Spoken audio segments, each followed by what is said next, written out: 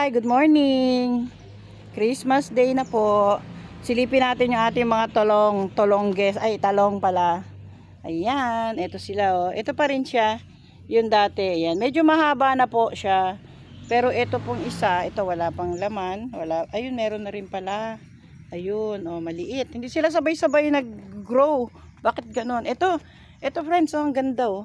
Talagang pangkain na po oh. O, 'di ba? Ang ganda po, oh. Pang-harvest na talaga. Ang haba. 'Di ba? Meron na tayo. Meron na tayong pakikinabangan sa pang-araw-araw nating buhay. Ayan po. Ito pa po, oh, friends, oh. Ayan. Oh, 'di ba po? Yung iba, medyo maliliit pa po yung iba. Pero yung iba, pwede na. Ayan. Pwede na nating i-harvest yun kasi baka umano lang sa lupa. Ayan, oh. Ito lang friends, to say, meron tayo